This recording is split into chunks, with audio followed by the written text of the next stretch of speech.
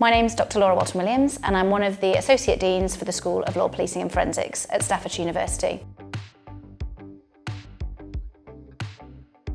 Our International Relations, History and Global Politics undergraduate course is ideal if you're interested in looking at global issues and understanding how international relations and modern history and politics plays a part in those. So, for example, some really big issues that are going on globally at the moment are obviously the US elections, Brexit, COVID, Russian secret intelligence, and our course basically looks at how we've got to those sorts of situations and how all of the individual countries play a part in that.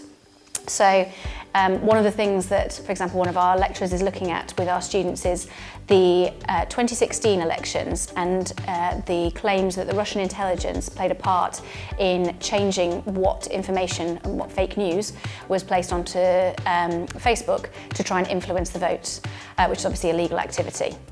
So one of the things that our students really enjoy is simulation exercises where they get to take that information and put it into the context of something like Model NATO, for example. And that's where they are individual member states and they are faced with a specific exercise or a specific current problem, and they have to use their knowledge and the information that they've gained to try and understand the military response to it, the security response to it, the policies and the politics and the legal position to enable them to address that within a NATO structure. The sorts of careers that our international relations, history and global politics students might go on to are things like a international aid worker, a diplomatic services officer, working in the intelligence industries, looking at kind of political risk, an analyst in that sort of role. So anything that's kind of looking at understanding why certain things are the way they are.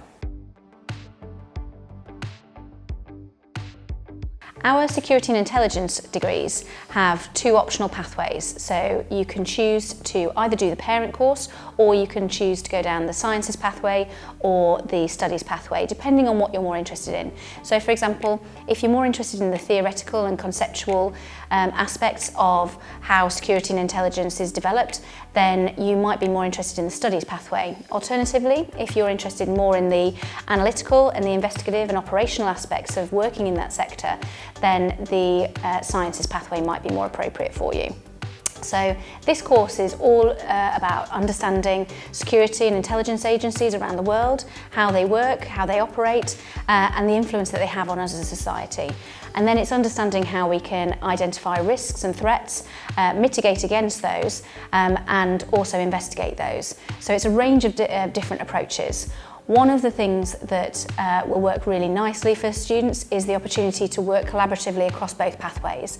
So our sciences and studies students will be working collaboratively on a final year module, which enables them to apply all of the information and the knowledge and skills and information that they've had prior to this to a specific issue. So that module is called Classified, the Intelligence Report, and it's a really kind of hands-on simulation-based approach. The sorts of careers our security and intelligence students might go on to once they graduate include things like intelligence analyst, cybersecurity threat officers, investigation analyst, a criminal intelligence officer or threat analyst.